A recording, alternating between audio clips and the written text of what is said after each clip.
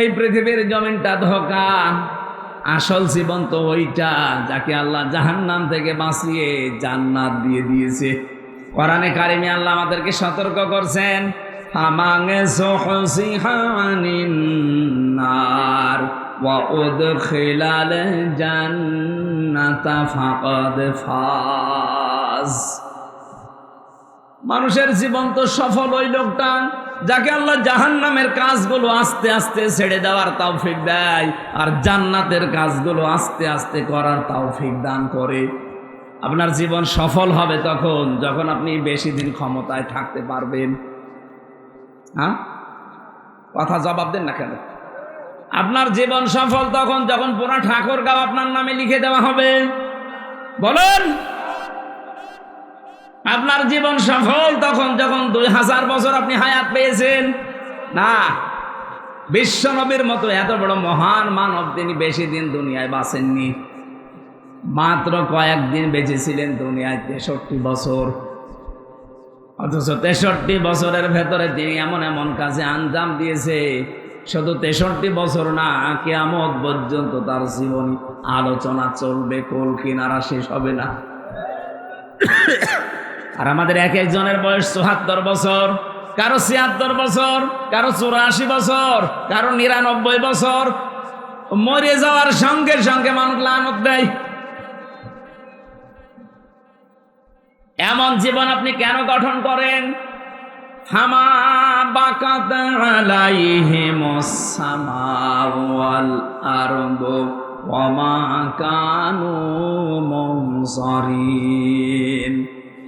আল্লাহ পাক বলেন, এমন মানুষ দুনিয়া থেকে বিদায় নেয়, ওর জন্য আকাশেও কেউ কাঁদে না, জমিনেও কেউ আফসোস করে না, ওকে সময়ও দেওয়া হয় না।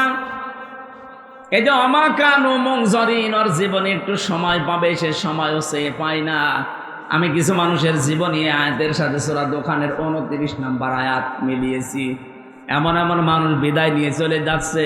কয়েকদিন আগে যে অগ্নিকন্যা চলে গেল, আপনি বাংলাদেশে একটা মানুষকে দেখান যে মন থেকে তার জন্য কেঁদেছে, দেখান। আমাদের উচিত হচ্ছে এমন জীবন তৈরি করা যে জীবনে আসার সময় আমাকে দেখে মানুষ হেসেছিল, কিন্তু যাওয়ার সময় আমাকে দেখলে মানুষ যেন কান্দে।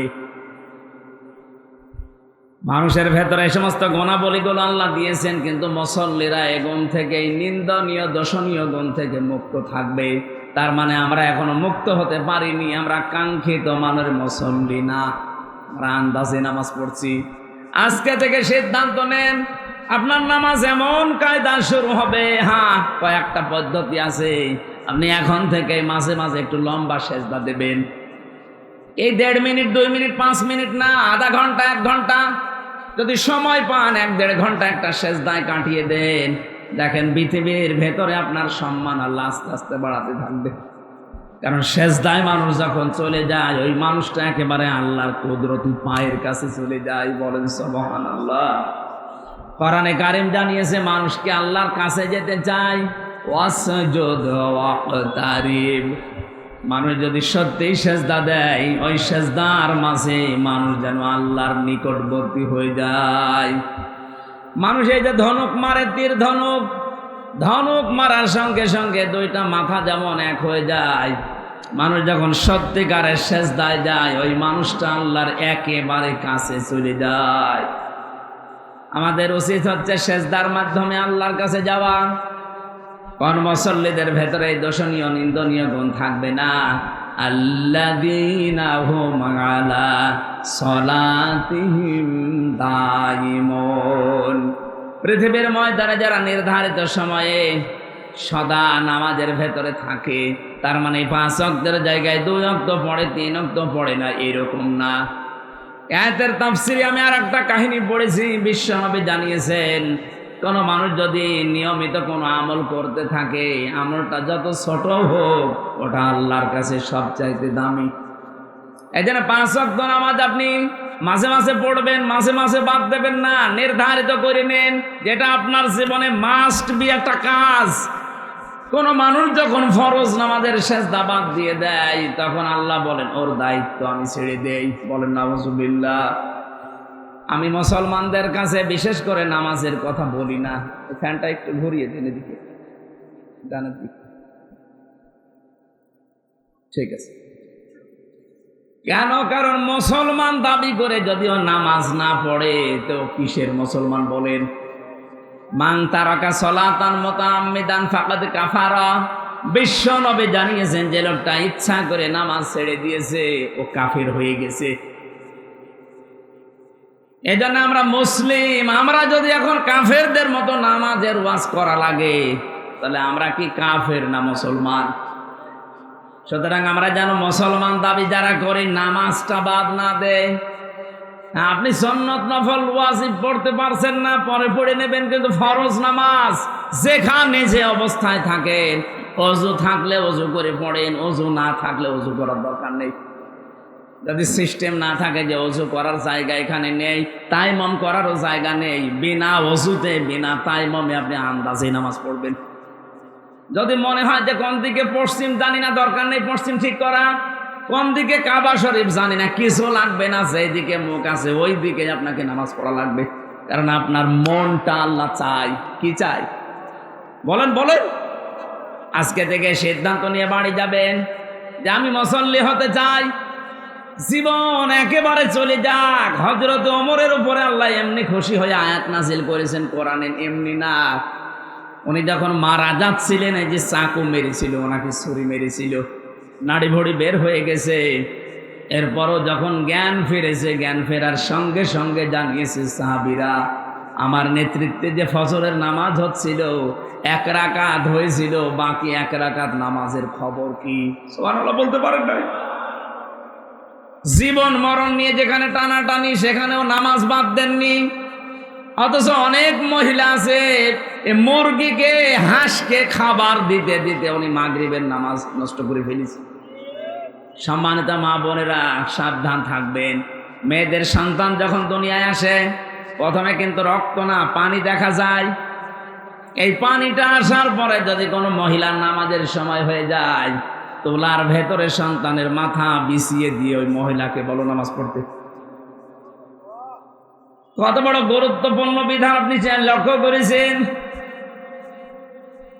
মুসা নবীর জামানায় একবার একজন কামার এই যে লোহা পিটিয়ে সোজা করে, হযরতে মুসা ডাক দিয়ে বলে, রব্বুল আলামিন আমার সাথে জান্নাতে সাথী হবে এরকম একজন মানুষকে তুমি দেখাও।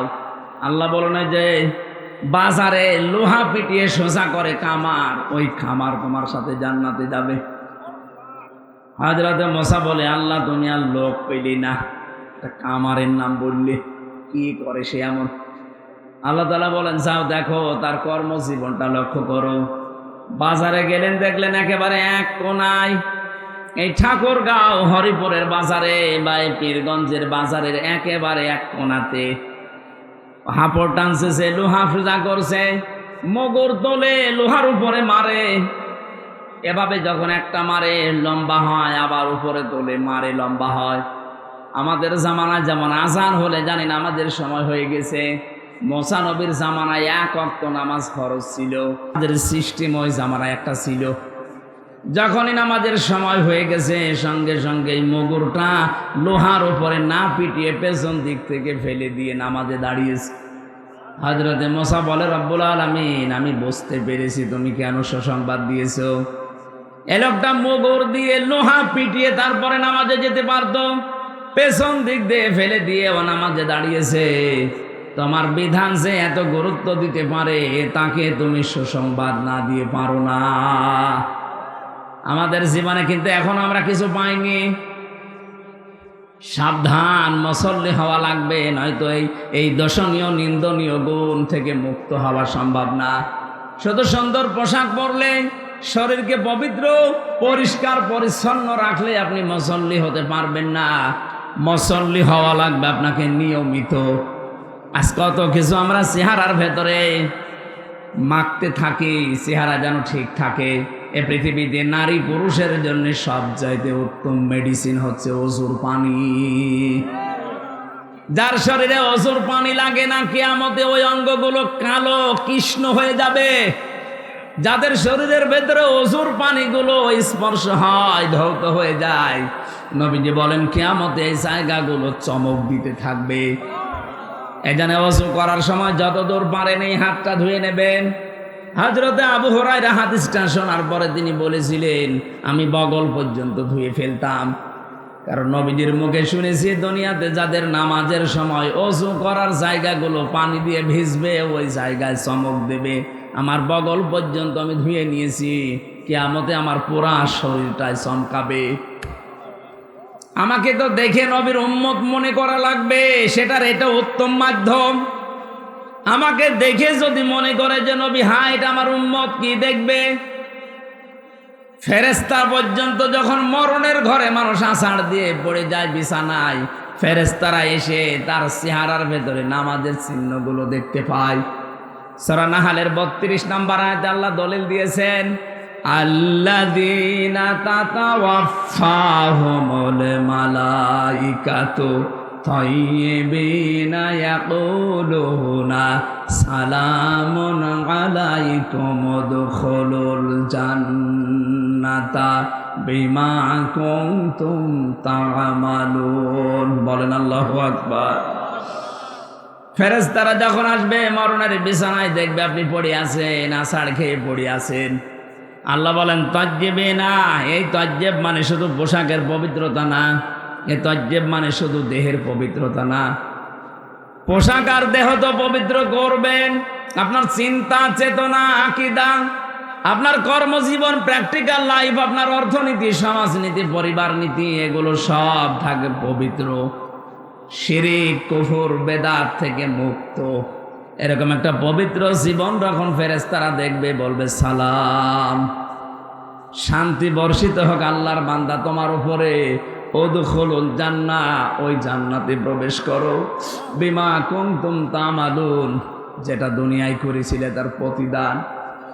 সুতরাং আমরা মানুষ যেহেতু আজকে থেকে এমন মুসল্লি হওয়ার চেষ্টা চালাবো, এই দর্শনীয় নিন্দনীয় গুণ যেন আমার আস্তে আস্তে আল্লাহ দূর করে দেয়। বলেন আমিন।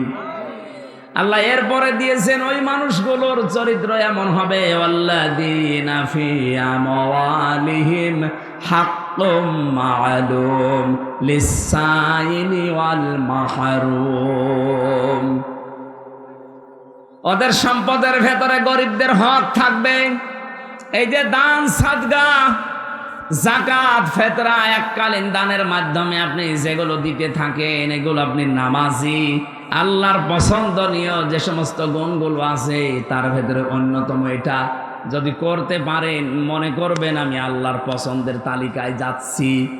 আর যদি সম্পদের প্রতি মায়া মহব্বত বেশি হয়ে যায়, আপনি নামাজও পড়েন কিন্তু সম্পদের যে হক আদায় করেন না, আপনার সম্পদের দান নেই, সাদকা নেই, যাকাত নেই, এককালীন দান এগুলো নেই, বুঝবেন আপনি আল্লাহর নামাজ আদায় করলে, রোজা আদায় করলেও কাঙ্ক্ষিত মানের মুমিন নামাজি হতে পারেননি। এরকম মানুষ দেশে নেই।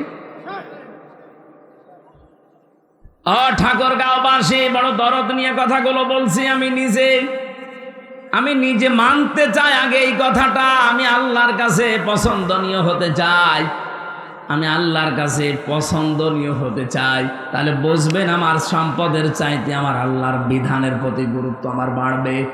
আমার সম্পদে আজ কত মানুষের হক আছে? আমার গলার ভেতরে যে 5 মণ 10 মণ 20 মণ ধান আছে, ওই 20 মণ ধান শুধু আমার জন্য না, ওর ভেতরে অনেক পশু পাখির খাবার আছে, অনেক গরিবের খাবার আছে। আল্লাহ আমার আমানতে রেখেছেন এগুলো তাদেরকে বিলিয়ে দেওয়ার জন্য। কথা বুঝতেছেন? কিন্তু এই কাজগুলো আজ হাজারো মানুষ দুনিয়াতে আমরা দেখতে পাই। এই মানুষগুলো সম্পদের এই মায়া মহব্বত আল্লাহর বিধানের তুলনায় এদের বেশি তৈরি হয়ে গেছে। এই জন্য আল্লাহ ওর চরিত্র থেকে এই নিন্দনীয় দোষণীয় গুণগুলো দূর করে দেয় না। বলেন নাউজুবিল্লাহ। এখানে যারা আমরা বসে আছি আমি সহ, 200 বছর পরে যদি আমার এই 2 তলা বাড়ি, যেটা এই বাড়িতে যদি 200 বছর পরে আমি এখানে আসি, এই যে বাড়ি দেখতে পাচ্ছেন এটা, 200 বছর পরে এই বাড়িতে যদি আপনি আসেন, এখানে হয়তো আপনার ছেলে নাতি ছেলে থাকবে না, তার ছেলের ছেলে থাকবে।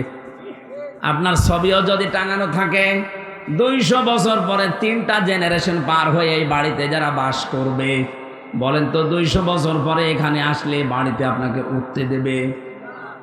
কি করছেন আপনি বলেন?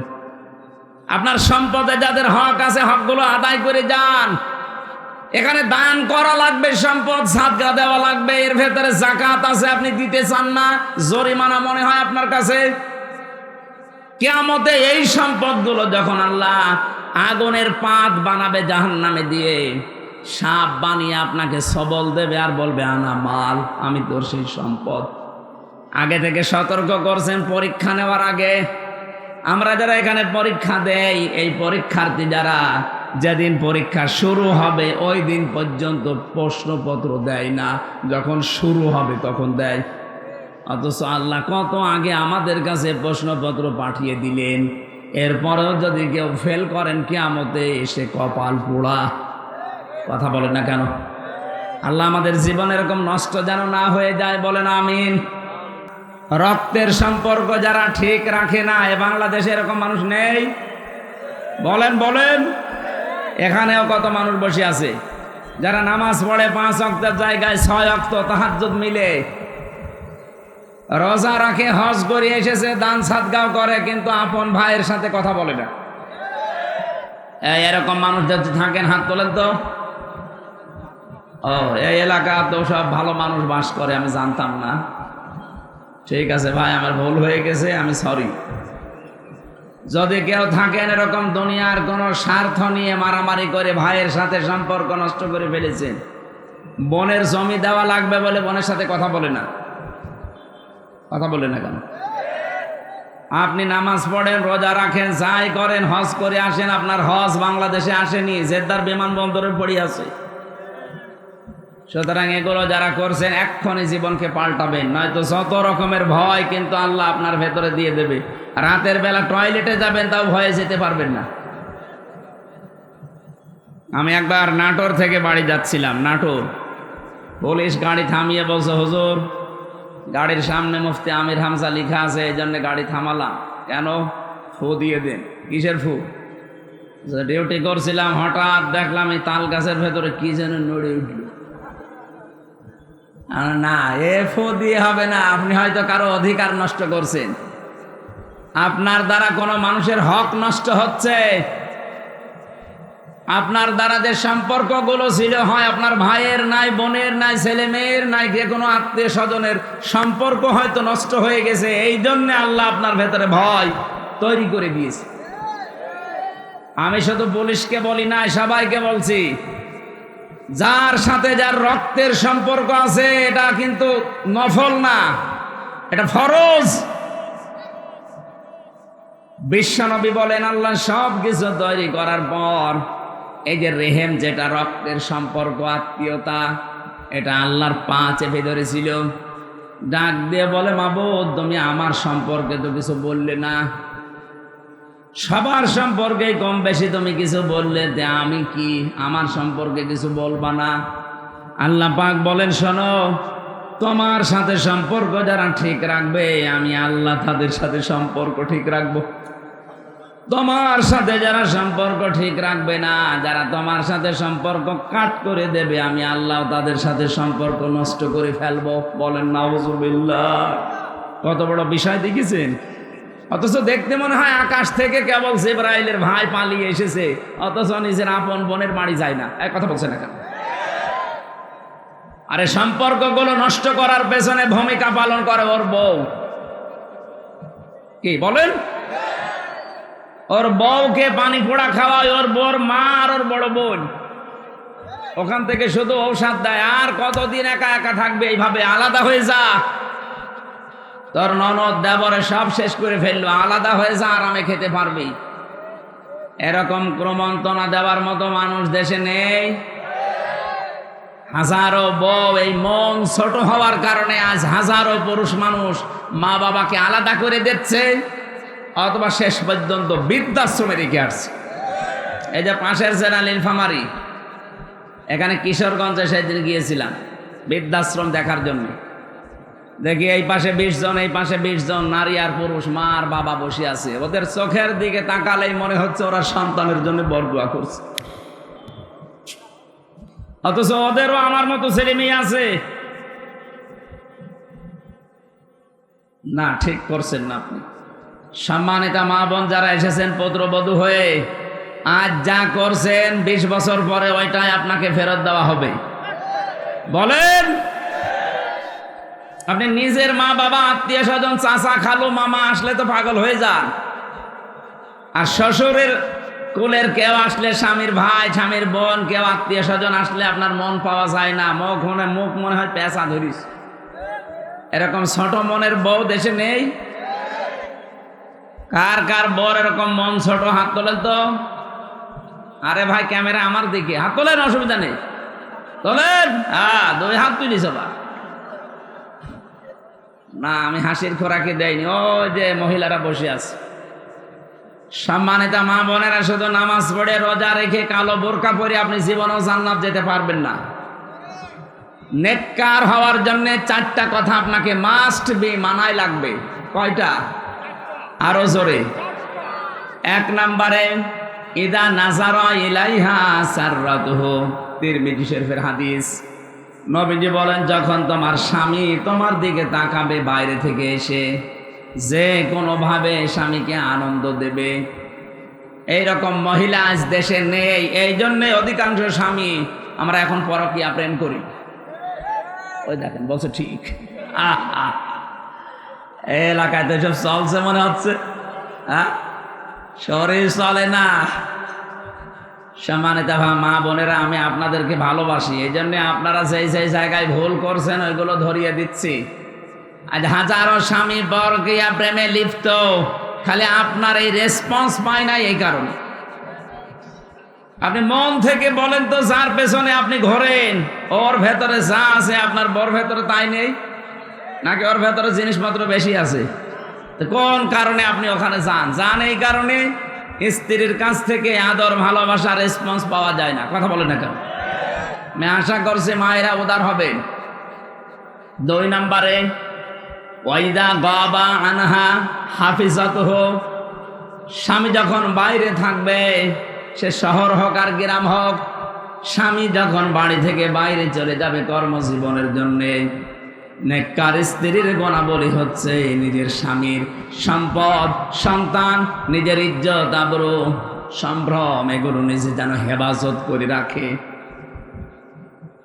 ফাতেমাতুজ জাহরা রাদিয়াল্লাহু তাআলা আনহার আগে একজন কাঠুরিয়ার স্ত্রী জান্নাতে যাবে।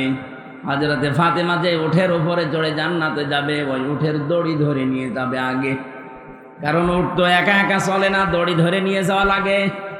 ফাতেমা তো বসে আছে উঠের পিঠের উপরে, দড়ি ধরে যেই মহিলা জান্নাতে সর্বপ্রথম প্রবেশ করবে তার নাম জামিলা। এই মেয়েটার জীবনে আমি কয়েকটা কাজ পেয়েছি। তার 1 নম্বরে, সে তার স্বামীর হুকুম ছাড়া নিজের বাইরে কোনোদিন যায়নি। সুবহানাল্লাহ বলতে পারে না? এরকম মহিলা তো এখন ঘরে ঘরে নেই। স্বামী বাইরে যেতে দেরিও মনে হচ্ছে দিন পেয়েছে। কত রকমের উল্টাপাল্টা কথা চালাচ্ছে মোবাইলে, বিভিন্ন লাইনে। কত মানুষকে বাড়িতে নিয়ে এসে প্রেম নিবেদন করছে, বলেন নাউজুবিল্লাহ। দেবর সম্পর্কে গ্রাম অঞ্চলে এই আমলটা নেই। দেবর সম্পর্কে খুব হুঁশিয়ার থাকা লাগবে। বাইরের মানুষের চাইতে দেবরের দ্বারা ক্ষতি হওয়ার সম্ভাবনা বেশি। বলেন না কেন? সাহাবী প্রশ্ন করলেন, হে নবী, দেবর আর দোলা ভাই এই 2টা সম্পর্কে আপনি কি বলেন? বিশ্বনবী বললেন, দেবর হচ্ছে মরণের মতো। মরণকে মানুষ যেভাবে ভয় পায়, মেয়েরা যেন দেবরকে ওইভাবে ভয় পায়। অথচ আজ অনেকে সহজ করতে করতে, উদারতা দেখাতে দেখাতে নিজের দেবরকে বলে এটা আমার ছোট ভাই। এমন ভাবে চলতেছে। আরে ভাই, আপনার ছোট আপন ভাই, জীবনে আপনি আপন ভাইয়ের সাথে বিয়ে করতে পারবেন? কথা বলেন। দেবরের সাথে কি করে ছোট ভাই হইল? ইয়ার কি মারা জায়গা পান না ইসলামের নিয়ম নিয়ে? এটা আল্লাহর বিধান। যদি ছোট ভাই হবে, নিজের আপন ছোট ভাইয়ের সাথে যেমন বিয়ে করা কখনো সম্ভব না, অথচ দেবরের সাথে আমরা দেখি 2 সন্তানের মা পালিয়ে গেছে। তার মানে এটা শয়তানি। আশা করছি এই বিষয়টা খুব সেন্সিটিভ। কখন কোন দুর্ঘটনা ঘটে যায়, শেষে আর কিন্তু উঠে আসবে না। দেবর সম্পর্কে সবচাইতে বেশি সচেতন থাকা লাগবে। 3 নাম্বারটাই বলার জন্য আমি হাদিসটা পড়েছি। বিশ্বনবী বলেন, ওয়া তুইনু আলা দীনি যাওজাতিহা, তোমার স্বামীকে দ্বীনের পথে চলার জন্য উদ্বুদ্ধ করবা, সাহায্য করবা, পেছন দরজা দিয়ে তাকে ঠেলা দিবা। তোমার স্বামী যদি মানবতার পক্ষে কাজ করে, দিন প্রচারে, দিন প্রসারে, দিন কায়েমের জন্য যদি বাইরে থাকে, তাকে সময় দেওয়ার জন্য উদ্বুদ্ধ করবা, তাকে সময় দেওয়ার জন্য সাহায্য করবা, বারবার বাধা দিয়ে তার কাজের গতি মন্থর করে দিবা না। অথচ হাজারো স্ত্রীর কারণে স্বামী মানবতার জন্য, ইসলামের জন্য কাজ ঠিক মতো করতে পারে না। কথা বলেন না কেন? 4 নাম্বারটা বড় কঠিন বিষয়। আল্লাহর নবী জানিয়েছেন, এই পৃথিবীতে স্বামী যেটা পছন্দ করে ওটা যদি জায়েজ হয়, নেককার স্ত্রী হলে মাস্ট বি, জীবন চলে গেলে ওইটা পছন্দ করা লাগবে। আমি নিজে স্বামী, যত স্বামী এখানে বসে আছি সবার পক্ষ থেকে আমি বলছি, মেয়েরা এসেছে না, সম্মানিত মা বোনেরা, আপনাদেরকে বলছি, আমি নিজে স্বামী হিসাবে সব স্বামীর পক্ষ থেকে, আমি নিজে সহ যত স্বামী আমরা এখানে বসে আছি, প্রতিটি স্বামী মন থেকে চাই বিয়ের পরে যেন আমার মা বাবা আমার সাথে থাকে। আমি খেয়ে থাকি না খেয়ে থাকি, আমার সাথে থাকবে। কথা বলেন ঠিক কিনা? 100 জনের 95টা পরিবারে আজ বউরা এটা চায় না। নাকি বেশি বলে ফেললাম? আমার কুষ্টিয়ার এক চেয়ারম্যান সাবেক, উনি খুলনায় গেছে, কাজকর্ম করার পরে রাত 10:30টায় গেছে ছেলের বাড়িতে। কলিং বেল টিপ দেওয়ার পরে ছেলে এসেছে, ডাক দিয়ে বলে, আব্বা তুমি এত রাতে? বলে, কাজে এসেছিলাম, যেতে পারি নাই, চলে আসলাম। ঠিক আছে। বাড়ির ভেতরে নিয়ে স্ত্রীকে বলছে, কই আমার বাবা এসেছে, রান্না করো। স্ত্রী বলছে, না, আমি সেই সন্ধ্যা থেকে পর্যন্ত সিরিয়াল দেখলাম, আমি ক্লান্ত, তোমার বাবা তুমি রান্না করে খাওয়াও। মুখে মুখে 2-1 কথায় তর্কাতর্কি যেই করেছে, বাবা কিন্তু সব শুনে ফেলেছে। বাবা ওপার থেকে ডাক দিয়ে বলছে, আব্দুল্লাহ আমার খাওয়া লাগবে না, তোরা ঘুমিয়ে পড়, আমি খেয়ে এসেছি। ছেলের বাড়ি থেকে খেয়ে যায়, ওই অবস্থায় শুয়ে আছে, পেটে ক্ষুধা, ঘুম আসতেছে না। চিন্তা করছে হোটেল থেকে খাবার নিয়ে এসে খাবার দিয়ে খেতে দেবো কিনা। কিন্তু এখন যদি নিয়ে আসি তাহলে খারাপ ধারণা করবে। কিছুক্ষণ পরে রাত 11টা 11:30 বাজে, কে যেন কলিং বেল টিপ দিয়েছে, বাইরে যেয়ে দেখে ওর শালা ছোটটা ডাক দিয়ে বলছে, দোলা ভাই আজকে আর বাড়ি যেতে পারিনি, চলে আসলাম, হ্যাঁ আসো, তোমার দিয়ে খেলা শুরু হবে। এবার ডাক দিচ্ছে, ওঠো, কেন তোমার ভাই এসেছে ছোটটা, হায় উঠিস, রান্না বাড়া কমপ্লিট করো। স্বামী চিন্তা করছে, আমার বাবাও তো না খেয়ে আছে, একটু ডাক দে। যে বলছে, আব্বা তোমার বৌমা রান্না করেছে তোমার জন্য, তুমি খাবা না। বাবা টের পাচ্ছে না। ওখান থেকে সব আবার শুনেছে, বলছে, বাবা আমার খাওয়া লাগবে না, আমার পেট ভরায় আছে, তোরা খেয়ে ঘুমিয়ে পড়। সকালবেলা বাবা কিচ্ছু না বলে ব্যাগটা নিয়ে চলে যাচ্ছে। ছেলেটার সামনে গিয়ে দাঁড়িয়ে বলছে, আব্বা তোমার বৌমা রান্না করছে নাস্তা, তুমি খেয়ে যাবা না। বাবা চোখের পানি ফেলে দিয়ে বলে, সন্তান আমি যেদিন তোর ছোট শালা হব ওই দিন খেয়ে যাব। না না, আমি হাসির জন্য বলি। ও ঠাকুরগাঁওবাসী, আমার যতটুকু বাস্তবতায় জ্ঞান আছে আমি তো দেখতে পাচ্ছি, শুধুমাত্র কুষ্টিয়ার ওই সাবেক চেয়ারম্যান না, এখানে বহু মুরব্বী বসে আছে, তার পুত্র বধূর কাছে ওই রকমই। বলেন কি হয়েছে আপনার? মা বাবাকে খেতে দেব আমি পছন্দ করি, আমি মন থেকে চাই যে আমার মা বাবা আমার সাথে থাকবে, শেষ বয়সে সাথে নাতি নাতক এগুলো নিয়ে তারা আনন্দে থাকবে। আর আপনার এই ছোট মনের কারণে আমার মা বাবার মন থেকে আমি পর্যন্ত সরিয়ে গেছি। সম্মানিত মা বোনেরা, কোন কাজে স্বামী খুশি থাকে আপনি তো জানেন না। যেহেতু আমি স্বামী, আমি বলে দিচ্ছি, এই ঔষধটা আপনি অ্যাপ্লাই করবেন। যদি সত্যি স্বামীর মন পেতে চান, নিজের মা বাবাকে যেভাবে দেখেন স্বামীর মা বাবাকে ওইভাবে দেখবেন। তার চাইতে বেশি সেবা যত্ন, বেশি কথা শুনবেন, তার সাথে ব্যবহার আচার ভালো করবেন। কসম আল্লাহ, আর মন থেকে স্বামীর ভালোবাসা আপনিও পাবেন। আর যদি এইটা না করেন, হ্যাঁ আপনার সাথে উপরে উপরে হয়তো ভালোবাসা দেখাবে, শুধু সংসার করার জন্যে। 24 ঘন্টা লোকটা শেষ পর্যন্ত মানসিক রোগী হয়ে যাবে। আর এইটা আমার এই দেশে 100টার প্রায় 95টা পরিবারে। কথা বলেন ঠিক কিনা? আশা করছে ইঙ্গিত দেওয়ার কারণে মা বোনেরা একটু মেনে চলবেন, আমাদের পরিবারটা মিনি জান্নাত হয়ে যাবে ইনশাআল্লাহ। দল মত জাতি বর্ণ ধর্ম নির্বিশেষে কোরআনের এই অনুষ্ঠানে যারা আজকে এই দিনের বেলায়, হাজারো কাজ ছিল, কত গুরুত্বপূর্ণ মানুষ বসে আছে, এদের সব কাজ বাদ দিয়ে কোরআন থেকে কথা শোনার জন্য যারা এসেছেন, এটা ইবাদত চলছে। কি চলছে বলেন তো? বলেন আলহামদুলিল্লাহ। দরুদ আর সালাম পাঠের মাধ্যমে আজকের তেলাওয়াতকৃত আয়াত থেকে মানবীয় কিছু দোষণীয় গুণ আছে, মানুষের ভেতরে কিছু দোষণীয় গুণ আছে। এই গুণগুলো যেন আমাদের ভেতরে না থাকে, এই কথাগুলো আল্লাহ কোরআনে জানিয়েছেন। আমরা এখন অ্যাডভার্টাইজ করব তাফসীর আকারে ইনশাআল্লাহ। জবান খুলে কোরআনের আয়াত আমি সূরা মারিজ থেকে পড়েছি, 19, 20, 21, 22, 23। এই রুকু থেকে আমরা যতদূর পারি তাফসীর আকারে কথা বলতে চাই। আউযু বিল্লাহি মিনাশ শাইতানির রাজিম।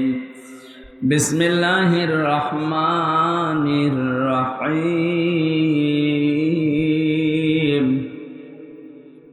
ইন্নাল ইনসানা খুলিকা হালুআ।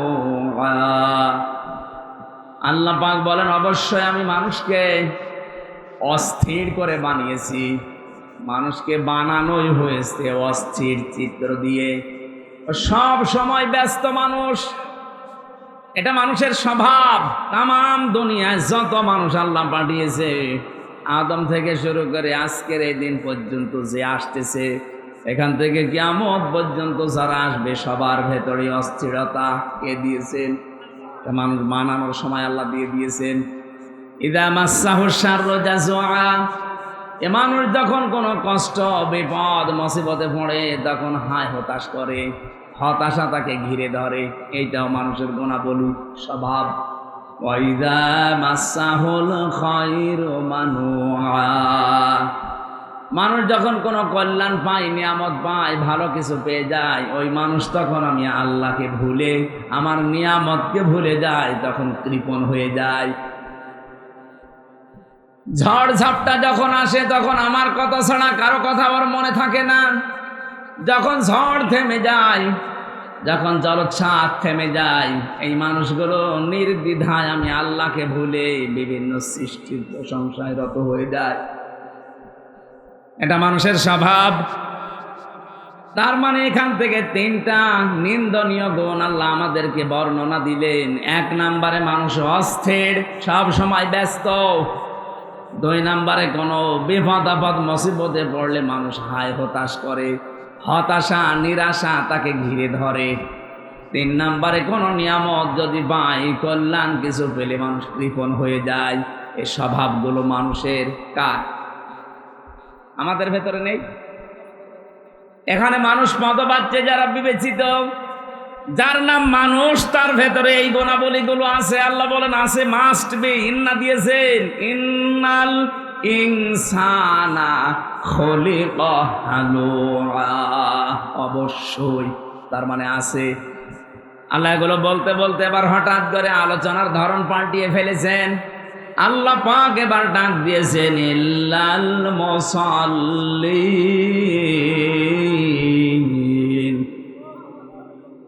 দুনিয়ার মানুষেরা এই গুণগুলো দুনিয়ায় সবার ভেতরে আছে, কিন্তু মুসল্লি যারা, তাদের ভেতরে এই গুণ নেই।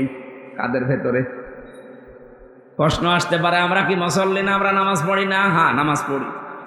এখন নামাজ যারা পড়েন তারা যেহেতু মুসল্লি, কোন নামাজি আল্লাহ এর পরে বর্ণনা দিচ্ছেন, আল্লাযীনা হুম আলা সালাতিহিম দাইমুন।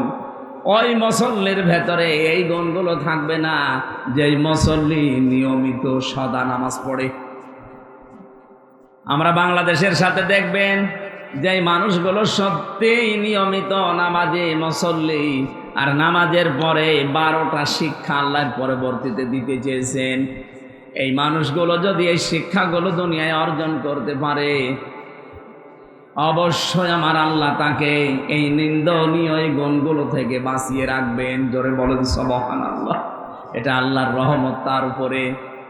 আপনি এবার মিলান তো আপনার ভেতরে এগুলো আছে কিনা। আপনি তো নামাজ পড়েন দেখি, আপনি নামাজ পড়েন 5 ওয়াক্তের জায়গায় 6 ওয়াক্ত তাহাজ্জুদও পড়েন, আপনি নফল নামাজ পড়েন, সুন্নাত পড়েন, ওয়াজিব পড়েন। এবার দেখেন আপনার ভেতরে গুণ আছে। আপনি অস্থির সব সময় ব্যস্ত নাকি আপনি?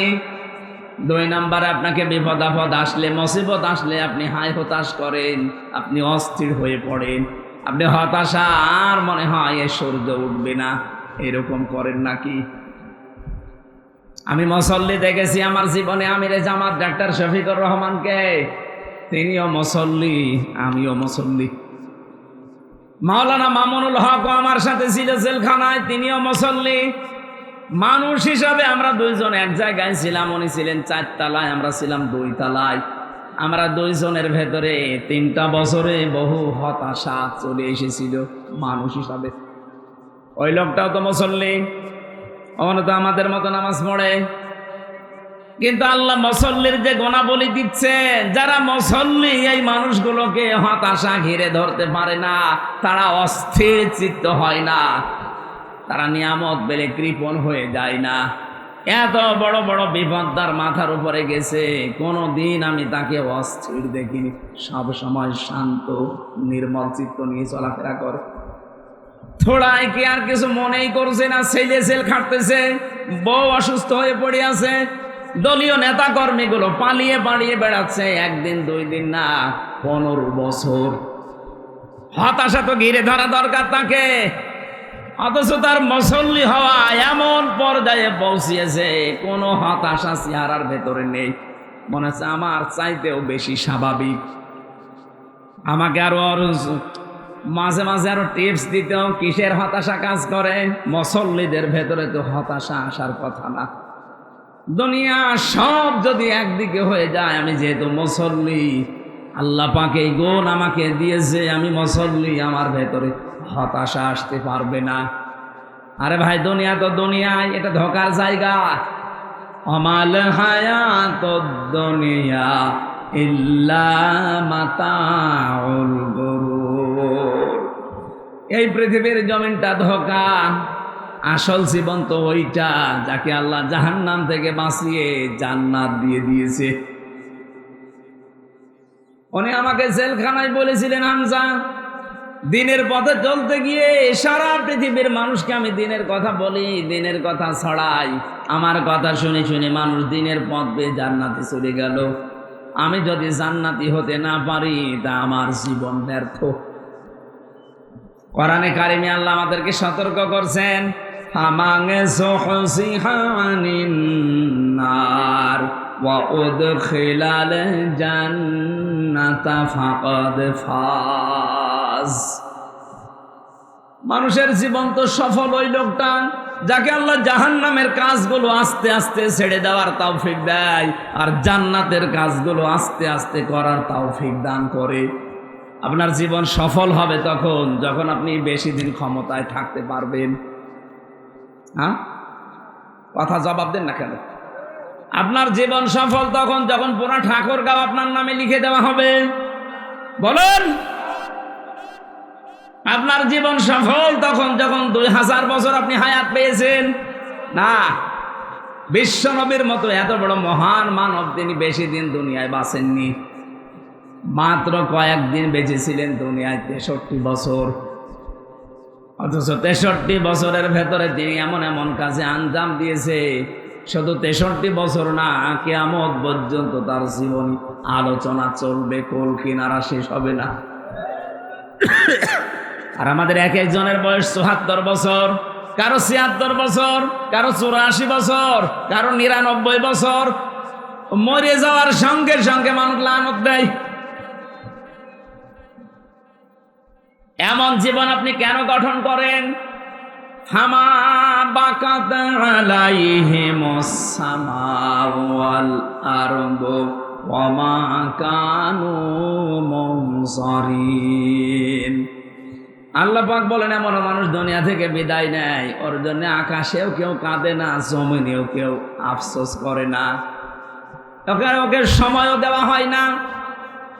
এই যে ওয়া কানু মুনজারিন, ওর জীবনে একটু সময় পাবে, সে সময়ও সে পায় না। আমি কিছু মানুষের জীবনী আয়াতের সাথে সূরা দোকানের 29 নম্বর আয়াত মিলিয়েছি। এমন এমন মানুষ বিদায় নিয়ে চলে যাচ্ছে। কয়েকদিন আগে যে অগ্নিকন্যা চলে গেল, আপনি বাংলাদেশে একটা মানুষকে দেখান যে মন থেকে তার জন্য কেঁদেছে, দেখান।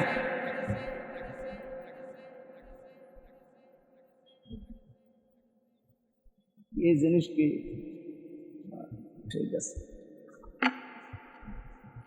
আমাদের উচিত হচ্ছে এমন জীবন তৈরি করা যে জীবনে আসার সময় আমাকে দেখে মানুষ এসেছিল, কিন্তু যাওয়ার সময় আমাকে দেখলে মানুষ যেন কান্দে। মানুষের ভেতরে এই সমস্ত গুণাবলীগুলো আল্লাহ দিয়েছেন, কিন্তু মুসল্লিরা এই গুণ থেকে, এই নিন্দনীয় দোষণীয় গুণ থেকে মুক্ত থাকবে। তার মানে আমরা এখনো মুক্ত হতে পারিনি, আমরা কাঙ্ক্ষিত মানের মুসল্লি না, আমরা আন্দাজে নামাজ পড়ছি।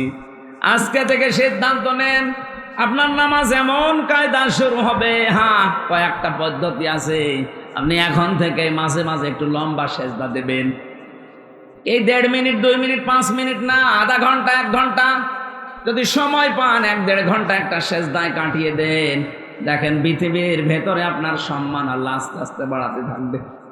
কারণ সেজদায় মানুষ যখন চলে যায়, ওই মানুষটা একেবারে আল্লাহর কুদরতি পায়ের কাছে চলে যায়। বলেন সুবহানাল্লাহ।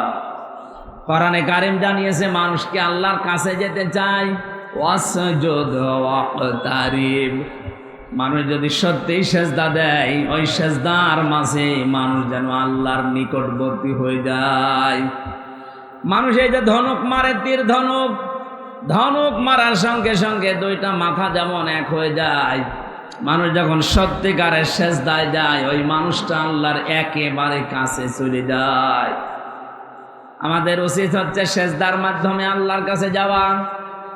কোন মুসল্লিদের ভেতরে এই দোষণীয় নিন্দনীয় গুণ থাকবে না?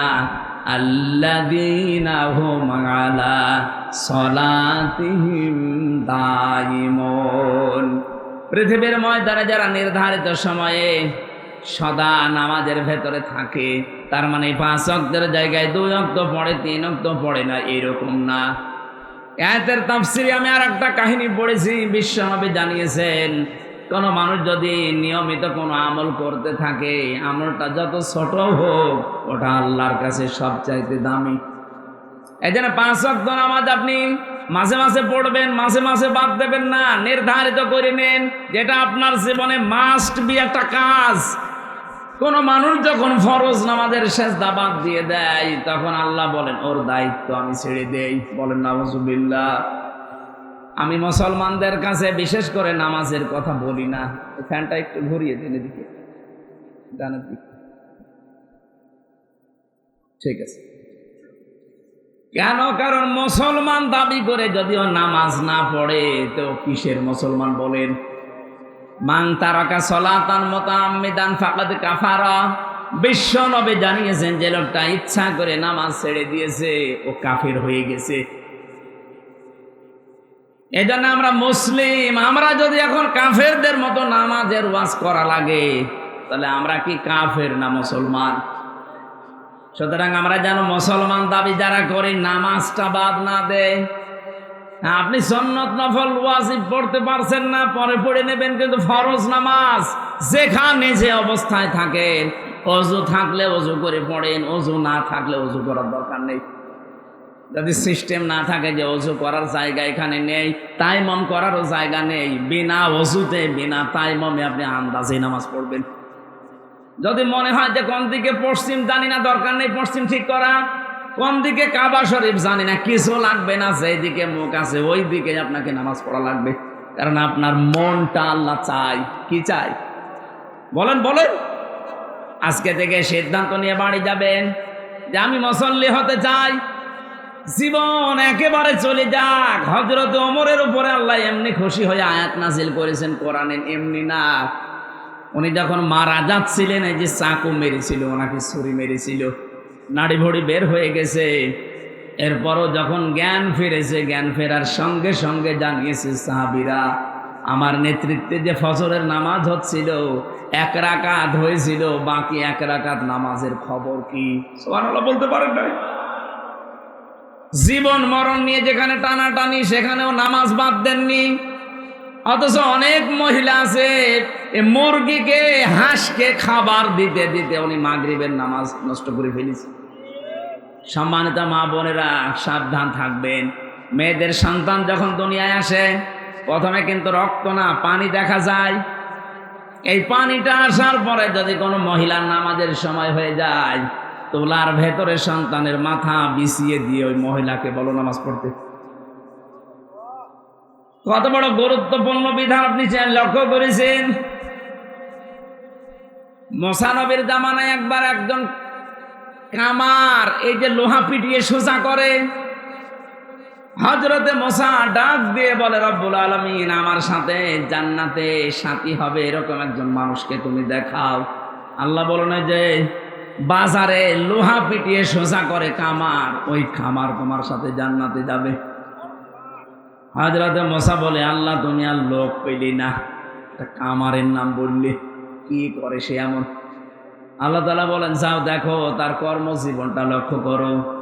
বাজারে গেলেন, দেখলেন একেবারে এক কোনায়, এই ঠাকুরগাঁও হরিপুরের বাজারে বা এই পীরগঞ্জের বাজারের একেবারে এক কোনাতে হাঁপড় টানছে, সে লোহা পূজা করছে, মগর তোলে লোহার উপরে মারে।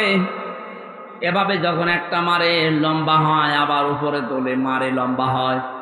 আমাদের জামানায় যেমন আজান হলে জানি না আমাদের সময় হয়ে গেছে, মুসা নবীর জামানায় 1 ওয়াক্ত নামাজ ফরজ ছিল। আমাদের সিস্টেম ওই জামানায় একটা ছিল। যখনই নামাজের সময় হয়ে গেছে, সঙ্গে সঙ্গে এই মগুরটা লোহার উপরে না পিটিয়ে পেছন দিক থেকে ফেলে দিয়ে নামাজে দাঁড়িয়েছে। হযরতে মুসা বলে, রব্বুল আলামিন আমি বুঝতে পেরেছি তুমি কেন সুসংবাদ দিয়েছো। এ লোকটা মগুর দিয়ে লোহা পিটিয়ে তারপরে নামাজে যেতে পারতো, পেছন দিক দিয়ে ফেলে দিয়ে ও নামাজে দাঁড়িয়েছে।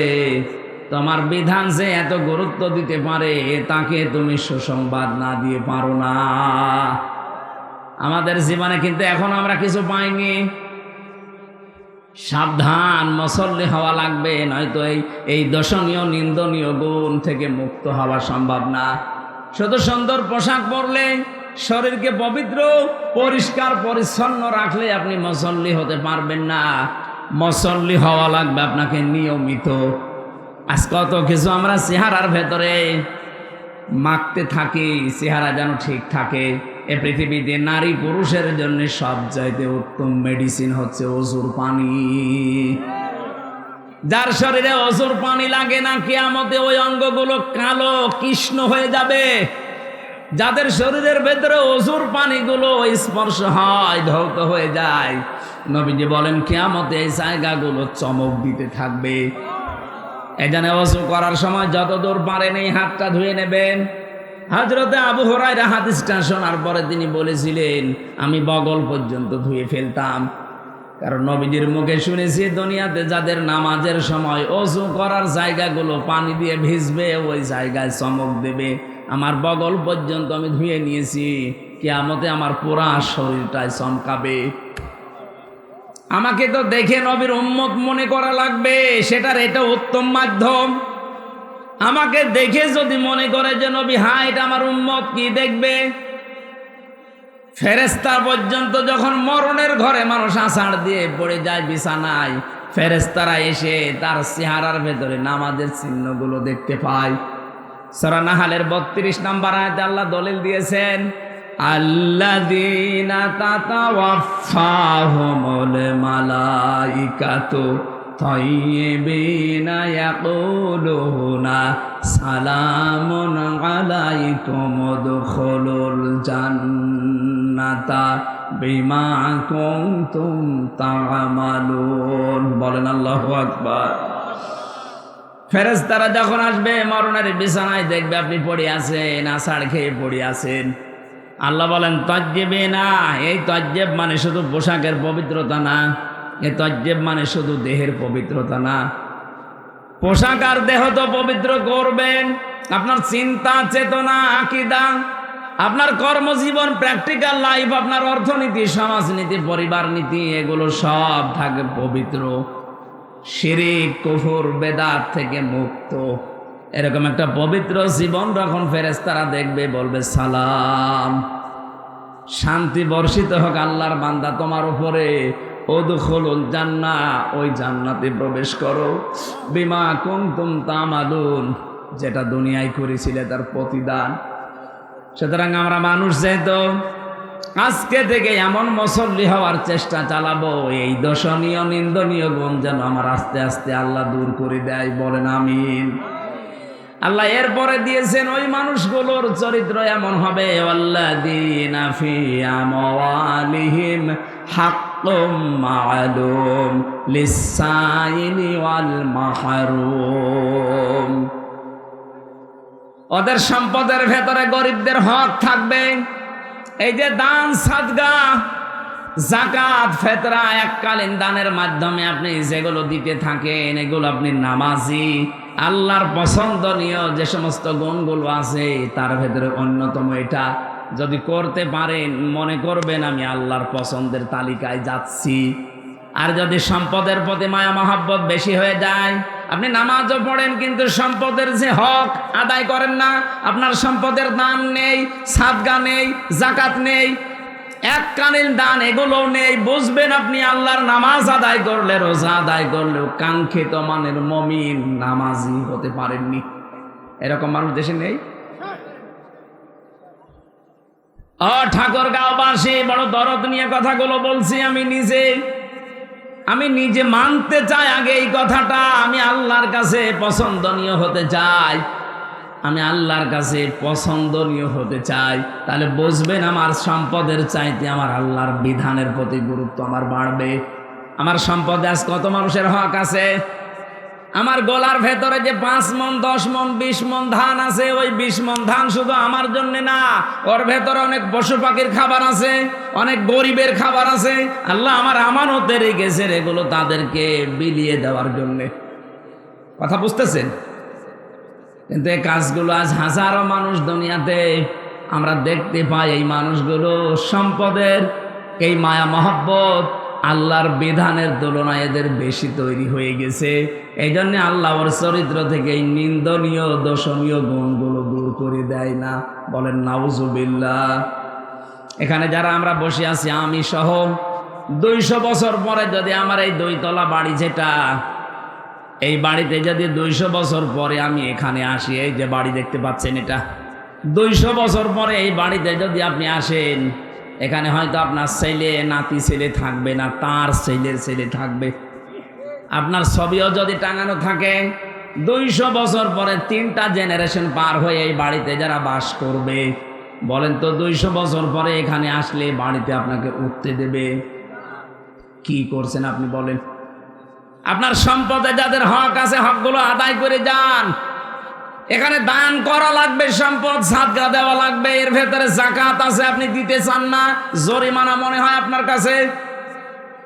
কিয়ামতে এই সম্পদগুলো যখন আল্লাহ আগুনের পাত বানাবে জাহান্নামে দিয়ে, সাপ বানিয়ে আপনাকে সবল দেবে আর বলবে আনা মাল, আমি তোর সেই সম্পদ। আগে থেকে সতর্ক করছেন পরীক্ষা নেওয়ার আগে। আমরা যারা এখানে পরীক্ষা দেই, এই পরীক্ষার্থী যারা, যেদিন পরীক্ষা শুরু হবে ওই দিন পর্যন্ত প্রশ্নপত্র দেয় না, যখন শুরু হবে তখন দেয়। অথচ আল্লাহ কত আগে আমাদের কাছে প্রশ্নপত্র পাঠিয়ে দিলেন। এরপরেও যদি কেউ ফেল করেন কিয়ামতে এসে কপাল পোড়া। কথা বলেন না কেন? আল্লাহ আমাদের জীবন এরকম নষ্ট যেন না হয়ে যায়। বলেন আমিন।